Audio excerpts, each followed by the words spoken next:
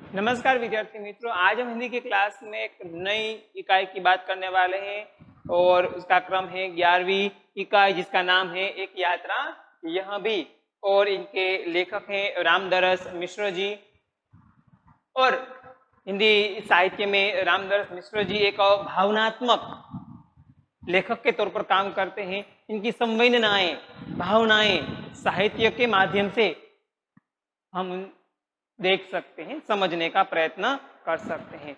रामदरस मिश्र हैं हिंदी साहित्य जगत के एक ऐसे लेखक हैं, कवि हैं, गजलकार हैं, जिन्होंने अपने साहित्य के माध्यम से इंसानों के अंदर चल रही भावनात्मकता को अपने शब्दों के माध्यम से बाहर लाने का प्रयत्न किया है। अपने अंदर जो भावनाएं हैं, जो संवेदनाएं हैं, वो दूसरे इंसानों तक पहुंचानी चाहिए। और यही संवेदनाएं हमारे संबंधों को गाढ़ बनाती हैं, मजबूत बनाती हैं। अगर संवेदना ही, भावनाएं ही नहीं होगी संबंधों में, तो हमारा जो संबंध है वो टूट सकता है। इसीलिए इंसानों के अरस परस के संबंधों को टिकाने के लिए संवेदनाएं, भावनाएं हमें जागृत करनी पड़ती है या जागृत करनी होती है। तो आइए ऐसी एक छोटी सी कहानी, एक यात्रा यह भी देखें। इसमें लेखक का स्वयं का अनुभव है कि किस प्रकार वे अपने यात्रा के माध्यम से हमें कुछ ऐसी शिक्षा दे जाते हैं। ऐसे अनजान व्यक्ति से मिला गए लेखक, जो अनजान होकर भी लेखक के लिए अनजान नहीं था। क्यों? क्योंकि ये भावनात्मकता का संदेश दे रही एक कहानी छोटी सी। तो सबसे पहले लेखक की अन्य रचनाओं की बात करें तो झल टूटता हुआ, पानी के प्राचीर, ये दोनों उपन्यास हैं। बेरंग बेनाम चिट्ठियां, पक गई है धूप और जुलूस कहाँ जा रहा है, और आम के पत्ते, ये उनके कविता संग्रह हैं। और खाली घर और बसंत का एक दिन, ये उनके कहानी संग्रह हैं।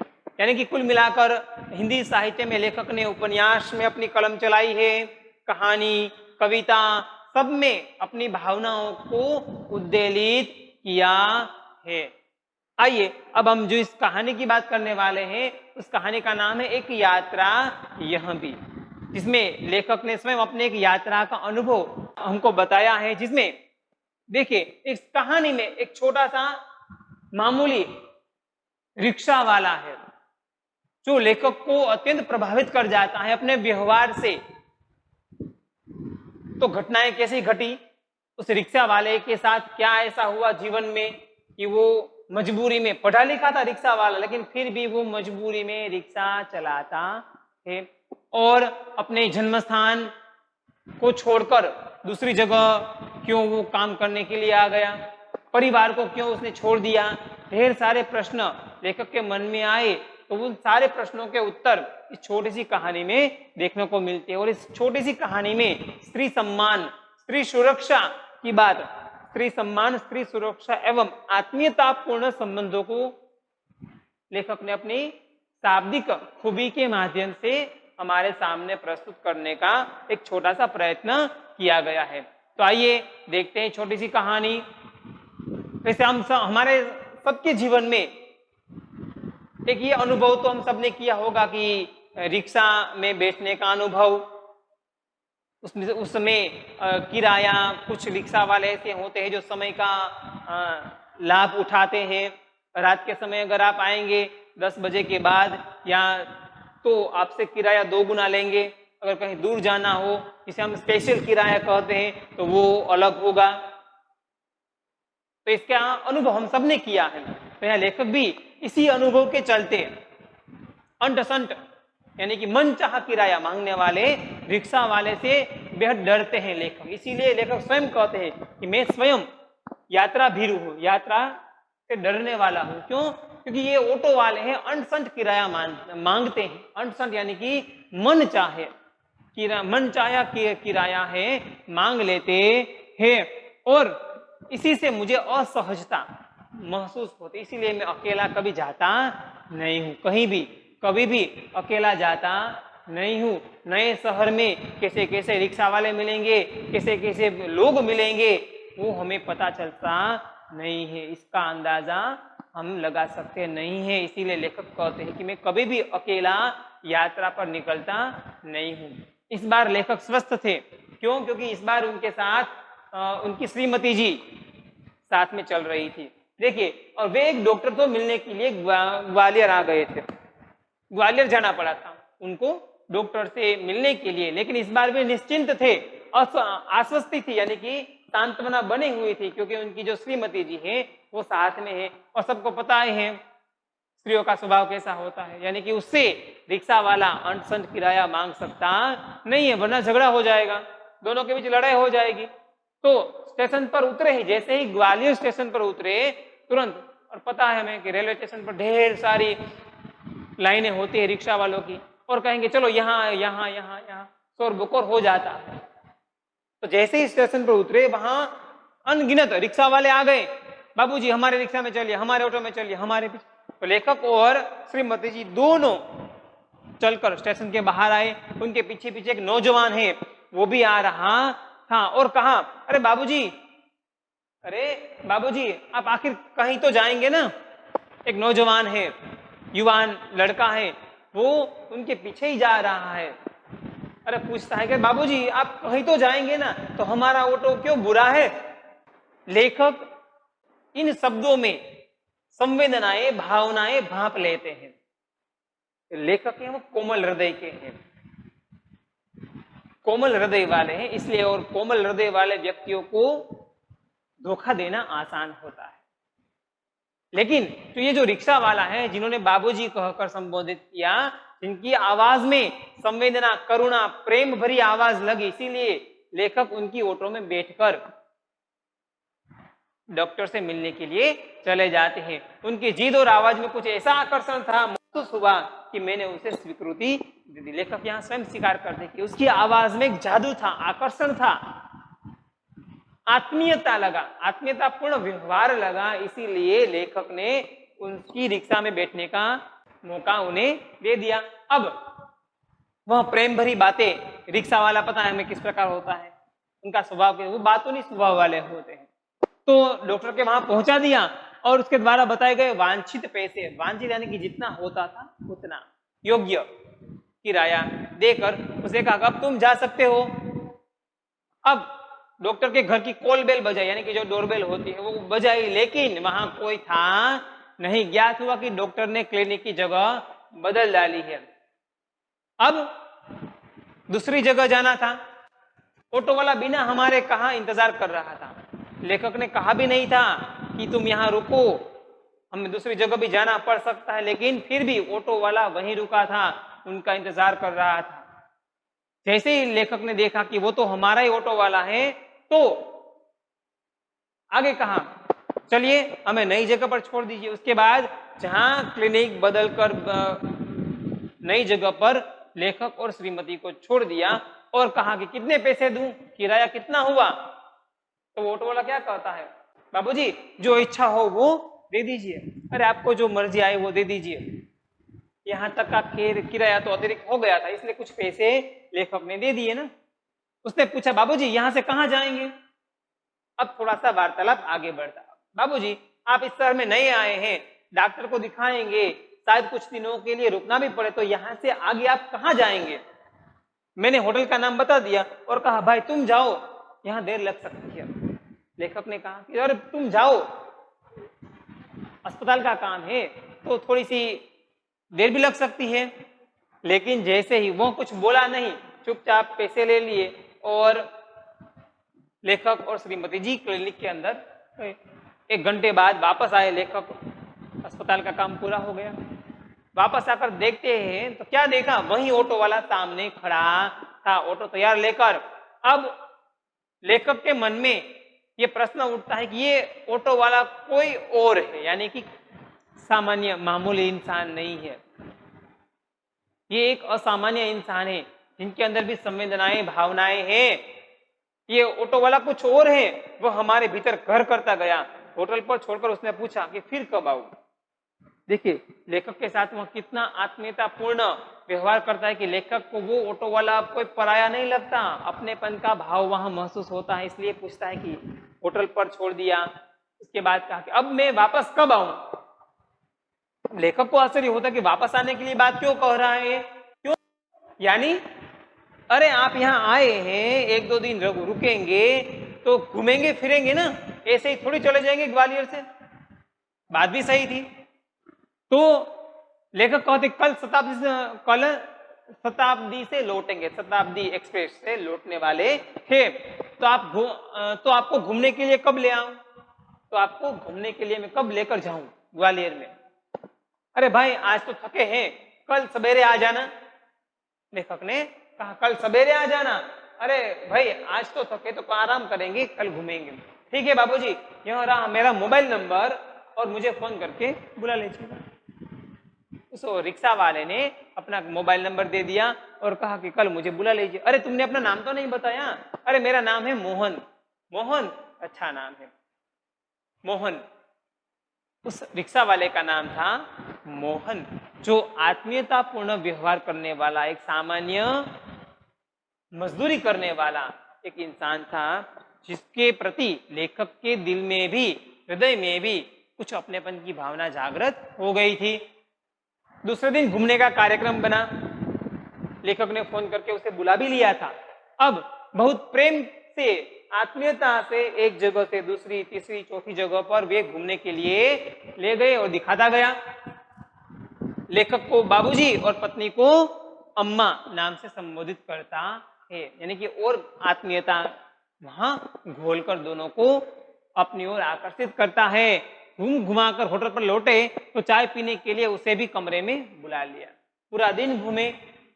उसके बाद चाय पीने के लिए जब भी वापस तीनों, मोहन, लेखक और श्रीमती जी को छोड़ने के लिए होटल पर आते हैं, तब मोहन को चाय पीने के लिए होटल में बुला लिया। अब चाय पान के साथ हमारी पारिवारिक वार्ता शुरू हो गई। पत्नी ने पूछा, बेटे तुम ग्वालियर के हो? अब चाय पानी के साथ कुछ बातें भी तो करनी आवश्यकता होती है। अब वहां पारिवारिक बातें हुई तो तुरंत श्रीमती ने पूछ लिया कि बेटे तुम यहाँ ग्वालियर के ही हो, यानी कि मूलतः तुम ग्वालियर के हो? तो कहता कि नहीं अम्मा, मैं तो मूलतः आगरा का हूँ, मैं आगरा का हूँ, यहाँ आना पड़ गया। मेरा मूल गांव, मेरा मूल स्थान आगरा है, तो ग्वालियर काम करने के लिए आना पड़ा था। हमें लगा कि ये कहते कहते उसका कुछ गला भर आया था, यानी कि थोड़ी सी उसके अंदर निराशा आ गई थी, ये बात बताते बताते कि मैं मूलतः आगरा का हूं और ग्वालियर मुझे आना पड़ा था। इसलिए हम चुप रहे, कुछ नहीं कहा। आगे शायद वो रो पड़े, इसीलिए वो लेखक और श्रीमती जी कुछ बोलते नहीं, लेकिन वह स्वयं बोलने लगा कि आगरा में अपना घर है, मेरा स्वयं का एक घर है, माँ बाप बचपन में ही गुजर गए थे, मेरी परवरिश मेरे भाई ने की है जो एक वकील है। मेरा बड़ा भाई है वो वकील है और मैं भी बीए पास हूँ, कॉलेज कक्षा तक मैंने अभ्यास किया है। कोई नौकरी की खोज कर रहा था कि उस समय में कॉलेज की शिक्षा के बाद आपको कहीं भी नौकरी आसानी से मिल सकती थी। आजकल टेढ़ी खीर है, आराम से नहीं पचने वाली। तो उस समय वो नौकरी की खोज कर रहा था। एक चुप्पी सी छा गई पूरे कमरे में। हमें लगा कि इसके साथ कोई अवांछित, अघटित घटना घटी है, अनिश्चित घटना घटी है। शायद क्या पूछने की हिम्मत नहीं हो रही थी। उसे छोड़ा नहीं। मोहन है वो अब सब कुछ दिल खोलकर बात करने लगता है, किंतु उसने फिर कहना शुरू किया, मैं नौकरी की तलाश में इधर उधर भटक रहा था, तो एक दिन भटक कर लौट रहा था कि रास्ते में एक परिचित लड़की मिल गई। परिचित लड़की, वो घिघियाती यानी कि डरी हुई थी, सहमी हुई थी, भागी हुई थी। उसकी कपड़ों की हालत ठीक नहीं थी और मोहन मुझे बचा लो, मुझे बचा लो वरना मैं मर जाऊंगी। क्यों, क्या हुआ? अरे मेरे माँ बाप एक अधेड़ आदमी से मेरा विवाह करवा देना चाहते हैं, मुझे बेच रहे हैं। वो लड़की कहती है कि मेरे माँ बाप एक अधेड़ के हाथ मुझे बेच रहे हैं, मैं उनके साथ नहीं जाऊंगी, मैं कुएं में गिर कर मर जाऊंगी, लेकिन उससे शादी नहीं करूंगी। मोहन मुझे बचा लो प्लीज। अरे ये तो ऐसे ही मोहन के सामने समस्या आ गई। अब मैं बहुत असमंजस में पड़ गया, क्या करूं क्या ना करूं, कैसे करूं, इसकी मदद मैं कैसे कर सकता हूं। उस समय इस प्रकार की बातें होती थी। पिताजी अपने बच्चियों को, लड़कियों को इस प्रकार अपने उम्र से 2 गुने 3 गुने उम्र वाले बूढ़ों के साथ, आदमियों के साथ विवाह करवा देते थे। ये पुराने समय की बात। तो वो लड़की से बचना चाहती थी, मोहन भी उसको बचाना चाहता था, लेकिन क्या करे समझ में नहीं आ रहा था। मुझे लगा कि स्टेशन चलना चाहिए। स्टेशन यानी कि पुलिस स्टेशन की बात यहाँ हो रही है। तो वहां थानेदार के पास जाकर जो कुछ था सब कुछ सच सच बता दिया। क्या हुआ, कैसे हुआ, कब हुआ, सब कुछ बता दिया। अब थानेदार कुछ देर तक सोचते रहे और कहा, अरे इसकी एफआईआर लिखकर इसके माँ बाप को हम अंदर कर सकते हैं। एफआईआर, फर्स्ट इंफॉर्मेशन रिपोर्ट, जो हर एक पुलिस अफसर पुलिस स्टेशन में सबसे प्रथम घटना के बारे में इसमें एफआईआर में दर्ज करवाना पड़ता है। एफआईआर लिख सकते हैं और इसके माँ बाप को हम हवालात में बंद कर सकते हैं। लेकिन फिलहाल चिंता इस लड़की की है। अगर लड़की के माँ बाप को चलो मान लिया जेल में डाल दिया, तो घर पर लड़की अकेली होगी, तो वो इंसान इसको उठाकर ले जाएगा। लड़की को रखे तो रखे कहाँ। ये अब मामला थोड़ा सा बिगड़ गया है। अब क्या किया जाए। एक छोटी सी चुप्पी के बाद एकाएक बोले, तुम्हारी शादी हो गई है भाई मोहन, तुम शादीशुदा हो? जी नहीं, मैंने न में सिर हिला दिया। तो बोले तुम इसे शादी क्यों नहीं कर लेते? थानेदार साहब का आइडिया था, अरे भाई इसके शादी कर लो, ये आराम से बच जाएगी। मैं तो इस आकस्मिक प्रस्ताव से चकरा गया, किंतु कुछ पल के बाद लगा कि इसमें बुराई क्या है। मैंने कहा, सर इससे तो पूछ लीजिए। मोहन के सामने इस प्रकार आकस्मिक अचानक शादी का प्रस्ताव, नौकरी भी नहीं कर रहा है, अचानक शादी का प्रस्ताव। कुछ देर सोचा, चलो कोई बात नहीं, अच्छी बात है, लेकिन इसमें मेरी मर्जी के साथ लड़की की मर्जी भी तो होनी चाहिए। तो क्या उसकी मर्जी है? थानेदार ने उससे पूछा। उसने स्वीकृति में सूचक से हिला दिया, हाँ उसकी भी मर्जी थी, दोनों की मर्जी है। लेकिन क्या मोहन? लेकिन मोहन कहते कि लेकिन तुरंत शादी तो कर नहीं सकते ना, कुछ दिनों के लिए तो रखना पड़ेगा कहीं कहीं पर भी। अब दूसरी घटना यहां घटती। मोहन के बड़े भाई जो वकील थे, उनकी पत्नी यानी कि मोहन की भाभी ने अपनी किसी बहन के साथ मोहन का रिश्ता तय करना चाहा। हाँ, शादी करवाना चाहती थी मोहन की अपनी बहन के साथ, बात तय हो चुकी थी। फिर बाबूजी मैंने सोचा कि भाभी जी की बहन के साथ तो कोई भी शादी कर लेगा, क्योंकि वो अच्छी है और उसके साथ तो कोई भी अच्छा आदमी विवाह कर सकेगा, लेकिन वहां कोई संकट नहीं। लेकिन इस लड़की की तो जिंदगी खतरे में पड़ जाएगी ना, इसके साथ और कोई शादी कर सकता नहीं है। लड़की सुंदर भी है, परिचित भी है, और सबसे अहम बात कि वो संकट में है, और संकट में फंसी लड़कियों की मदद, स्त्रियों की रक्षा हमें करनी चाहिए। इससे विवाह करना प्रीतिकर अच्छा भी होगा और मानवीय भी। इंसानियत के चलते इसके साथ विवाह भी कर सकते हैं, अच्छा होगा। लेकिन अब क्या हुआ? हाँ, अब समस्या यह है कि विवाह एकदम तो तय नहीं हो जाएगा ना, उसके लिए समय चाहिए। यदि लड़की घर गई तो फिर वहां बेच दी जाने का संकट था। अगर मैं साथ में ले जाऊं तो भैया भाभी नाराज होंगे, इसके माँ बाप मेरे ऊपर लड़की भगाने का आरोप भी डाल सकते हैं। तो मैंने थानेदार साहब के सामने ये समस्या रखी। तो उसने एक और उपाय सुझा दिया। तो वे बोले कुछ दिनों के लिए इसके नारी निकेतन में रख देता हूँ, नारी निकेतन संस्था में रख देता हूँ, और उसके बाद इसको ले जाना, इसके साथ तुम्हारा विवाह कर दूंगा। अभी तत्काल हम इनकी एक एफआईआर लिख लेते हैं ताकि इनके माँ बाप को हम हवालात में बंद कर दे। अब क्या होता है, 15 दिन बाद मोहन ने उस लड़की के साथ शादी करवा दी। किसने करवाई? थानेदार साहब ने करवाई। मैंने कहा, मोहन ऐसे थानेदार कहाँ होते हैं? मुझे तो इस घटना पर विश्वास ही नहीं हो रहा है, लगता है कथा सुन रहा हूं। लेखक को आश्चर्य होता है कि क्या ऐसा भी कोई थानेदार होता है जो लोगों की मदद करता है। मोहन ने कहा, अरे आप सही कह रहे बाबूजी, लेकिन यह थानेदार कवि भी है।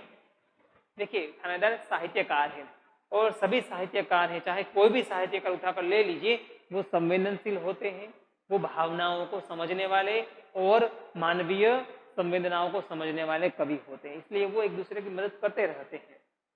तो यहाँ थानेदार के साथ वो कवि भी है, इसीलिए उनका जो कवि हृदय है, उस कवि हृदय के आधार पर ही मोहन और उस लड़की की शादी करवाई थी। कवि सम्मेलनों में उनकी कविताएं पढ़ी जाती हैं और उनकी कविताएं मानवीय संवेदनाओं से भरी रहती है। थानेदार केवल नाम का है, हृदय तो उनका मोम की तरह है, पिघला हुआ, भावनाओं से ओतप्रोत है, इसलिए वो थानेदार दूसरे थानेदारों से अलग है। हाँ, तब ठीक है भाई, हर क्षेत्र में कोई न कोई मसीहा दिखाई पड़ ही जाता है। मसीहा, बचाने वाला, उगारने वाला, समस्याओं का समाधान कराने वाला, कोई ना कोई मसीहा हमें मिल ही जाता है। हाँ, तब यह कि मेरे भाई भाभी मुझसे खफा हो गए, नाराज हो गए, भैया भाभी से कुछ बिना भागकर शादी की है, तो ऑब्वियसली नाराज तो होंगे ही। और भाभी की तो बहन की शादी मोहन से होने वाली थी, तो भाभी का नाराज होना लाजमी था। अब दोनों को घर से निकाल दिया। एक तो मैंने उसकी साली से शादी नहीं की, दूसरे जिस लड़की से की वह किसी और जाति की थी। यहाँ जाति पाति की बात भी उस समय कुछ ज्यादा ही जाति पाति का भेदभाव था, अमीर गरीबी का भेदभाव था, लेकिन आज कुछ ऐसा नहीं है। तो दूसरी जाति की लड़की से शादी की, घर से निकाल दिया, तो तुम लोग वाले रह गए? लेखक ने पूछा। हाँ, और क्या रास्ता? हाँ बाबूजी, आगरा में हमारा निभा यानी कि निर्वाह होना कठिन हो रहा था, और पराये शहर में भले ही कोई अपनापन न हो, किंतु यह परायापन उस अपनेपन से अच्छा है ना, तो दिन रात अप्रीतिकर व्यवहार बनकर तन मन को उद्विग्न करता रहे। इस छोटे से वाक्य में मोहन ने ढेर सारी बातें कर दी है। मोहन का कहना था, अगर वे दोनों आगरा में ही रहते तो क्या होता? हर रोज भैया भाभी से मुलाकात होती रहती, और जब जब मुलाकात होती तब तक वो सारी घटनाएं याद आती, और सारी घटनाएं याद के कारण क्या होता? मन उद्विग्न होता, क्रोधित हो जाता, और उन दोनों के बीच में जो मन मुटाव है वो मन मुटाव कभी खत्म होता नहीं। इसलिए मोहन समझदार था, इसलिए सोचा कि इससे अच्छा हम किसी दूसरे शहर में ही चले जाए, चाहे वहां कोई अपनापन की बात, अपनेपन की बात क्यों ही न हो, वहां कोई अपना जान पहचान वाला न हो, कोई बात नहीं, लेकिन हमारे दो भाइयों के बीच में जो मनमुटाव हुआ है, वो मनमुटाव एक समय ऐसा आएगा कि वो अपने आप शांत हो जाएगा। तो थोड़ी सी दूरी बनाई ली, दूरी बना रखी अपने भाई से और अपने आप से। हाँ, सही कह रहे हो। तो यहाँ कोई नौकरी तो रखी नहीं थी, बस ऑटो का दामन थाम लिया और उसी के सहारे अब चल रहा हूं। वास्तव में तुम बड़े हो मोहन, तुम बहुत बड़े हो। क्यों? क्योंकि बड़े बड़े लोग तो नारी हित के बारे में बड़े बड़े लेक्चर देते रहते हैं, केवल बातें करते हैं कि हमें ये करना चाहिए, वो करना चाहिए, ये करो वो करो, लेकिन कोई आगे आता नहीं। वो केवल बोलने वाले खोखले शब्द होते हैं। तुमने खोखले शब्दों को अपने जीवन के आधार पर सार्थक करके हमें दिखा दिया है। लेखक कविताएं लिखते रहते, किंतु अपने व्यवहार में कभी नहीं उतारते। ये राजनेताओं की बात करते हैं, व्यंग्य करते हैं, कि जो केवल बातें करते हैं, उनके शब्द खोखले होते हैं, वो कभी अपने व्यवहार में इस प्रकार की बातें नहीं लाते। अब लेकिन तुमने तो बहुत सहज भाव से एक लड़की को दुर्दशाग्रस्त दुखी होने से बचा लिया और अपने जीवन के साथ उसे सम्मानपूर्वक लगा लिया। बाबूजी, इस कार्य में मुझे भी बहुत संतोष मिला। मैंने तो उसे बस एक बार उद्धार किया, बस एक बार बचाया, किंतु वहां तो मुझे प्राय हर एक संकटों से बचाती रहती है। यानी कि यहाँ दोनों का जो शादीशुदा जीवन है, ठीक ठाक अच्छी तरीके से एक दूसरे को समझकर आगे बढ़ता चला जा रहा है, और आसान है। जब दोनों पहिए बराबर है, समांतर है, तब शादी की जो ट्रेन है वो समांतर चली जाएगी। मोहन की यह कहानी हम पर छा गई और हमारे मन में वह कितना बड़ा हो गया। लेखक कहते कि वाह, आज तक हमने केवल ये पढ़ा था, सुना था कि कोई इंसान ऐसा हो सकता है, ऐसा हो सकता है, लेकिन आज हमने स्वयं ऐसे इंसानों को देखा है। अच्छा लगा। गाड़ी का समय हो रहा था, मोहन को लेकर स्टेशन गए और वहां लेखक ने उसे 500 का नोट थमा दिया। अब रहने दीजिए बाबूजी, लेखक और मोहन अब दोनों के बीच में एक आत्मीयतापूर्ण संबंध बच चुका है। अब क्या कर, अरे यह तुम्हारा पारिश्रमिक है, तुम्हारा श्रम है, तुम जो ये ऑटो चलाते हो उसका ये किराया है, कोई दान थोड़ी दे रहे हैं, दान थोड़ी है। अरे बाबूजी मैंने माँ बाप का प्यार नहीं पाया, बचपन में ही गुजर गए थे, चल बसे थे, आप मिल गए तो मुझे ऐसा लगा कि मेरे माँ बाप मुझे मिल गए। तो क्या कोई बेटा अपने माँ बाप से किराया लेगा? नहीं लेगा। ये तर्क देखिए मोहन का, कितना समझदार लड़का है, कल से ही लग रहा है कि मुझे माँ बाप दोनों मिल गए। इस सुख के आगे पैसे का तो कुछ मोल है ही नहीं, पैसे तो और लोगों से कमा लेंगे, अरे पैसे तो कहीं और से आ जाएंगे। बाबूजी मुझे मेरे जीवन में माँ बाप मिल गए और उससे बड़ी दौलत और कोई नहीं। बेटे लेकिन मेरी भी तो सोचो, लेखक कहते हैं। लेखक स्वाभाविक है, वो भी अपना तर्क रखेंगे। मैं बेटे का शोषण कैसे कर सकता हूं भला? देखिए पिता को अपने बेटे का शोषण कर सकता है? अगर बेटे की दुकान से पिताजी कोई सामान लेकर आएंगे तो क्या उसके पैसे नहीं देंगे? देंगे, तो देना तो पड़ेगा ही ना। अरे लेकिन यह तो बहुत है, इतना लूंगा तो आपका शोषण हो जाएगा। दोनों के बीच आत्मीयतापूर्ण मीठा सा व्यवहार देखिए। यह कहकर वह 500 का नोट वापस करने लगा, 300 वापस करने लगा, यानी कि 200 किराया होता था, 300 वापस करने लगा। अरे मुझे इतना पराया न कीजिए बाबूजी, हाँ, और जब भी ग्वालियर आना पड़े तो मुझे याद कर देना, आपके पास मेरा नंबर है ही, लेकिन मेरी एक शर्त है। बोलिए बाबूजी। लेखक ने एक शर्त रखी, क्यों याद करूं? ये 500 रुपये चुपचाप तुम्हें लेने ही पड़ेंगे। उसने 300 रुपये अपनी जेब में रख लिए, जैसे कह रहा हो यह कैसी शर्त रख दी बाबूजी आप, मजबूरी में लेना पड़ा। लेखक ने उसकी परिस्थिति के हिसाब से जो व्यवहार करना था वैसा ही व्यवहार किया है। इस प्रकार लेखक अपने बेटे से व्यवहार करते हैं, वैसा ही व्यवहार मोहन से लेखक ने यहाँ किया। तो देखिए बाबूजी आपका फोन नंबर तो मेरे फोन पर आ ही गया, कभी कभी फोन करता रहूं क्या? पूछता है। अरे आपको कोई दिक्कत ना हो तो आपको मैं कभी कभी फोन करता रहूं, आपके हालचाल पूछता रहूं, उससे अच्छा लगेगा मोहन को। लेखक को भी पता है कि मोहन के फोन से भी, मोहन अगर जब भी कोई फोन करेगा मोहन को अच्छा लगेगा, क्योंकि अब मोहन के पास अपने कहलाने वाले 2 लोग हैं जिनके लिए वो माँ बाप का रूप है। हाँ हाँ भाई शौक से, मुझे अच्छा लगेगा, लेकिन आपका नाम तो मैंने पूछा ही नहीं। तो लेखक कहते कि मैं सत्यकेतु और पत्नी है कामना। और जब हम स्टेशन के अंदर जाने लगे तब आंखों में न जाने कितना अपनापन लिए हमें निहारता रहा। लेखक और पत्नी को, लेखक और श्रीमती जी को जाते हुए देखता है और आंखों में अपनेपन की भावना लेकर कई समय तक वह निहारता देखता रहता है, मानो उसे साक्षात माँ बाप दोनों मिल गए। इतना अच्छा प्यारा सा छोटा सा प्रसंग हमने देखा, जिसमें मोहन के चरित्र की बात करें। मोहन एक सीधा साधा लड़का है जो अपने परिचित लड़की की मदद के लिए भैया भाभी की मर्जी के विरुद्ध जाकर शादी करता है, उस लड़की की मदद करता है, स्त्री सुरक्षा स्त्री सम्मान की बात करता है। केवल बोलता नहीं है, व्यवहार में लाकर साबित करता कि ऐसा करना चाहिए, हमें ये शिक्षा मिलती है हमें जीवन में। और किस प्रकार आत्मीयतापूर्ण व्यवहार से लोगों को अपनी ओर आकर्षित करने की बात है, तो वो भी मोहन से सीखने लायक है। और हमारे जो परिवार के मूल्य है, संस्कार है, वो संस्कार हमें कभी भूलने चाहिए नहीं, चाहिए हम कैसा भी व्यवसाय क्यों न करते हो। तो इस प्रकार हमने एक छोटी सी कहानी यहाँ पूरी की है। अब एक छोटा सा आपको स्वाध्याय अपनी बुक में लिखना है।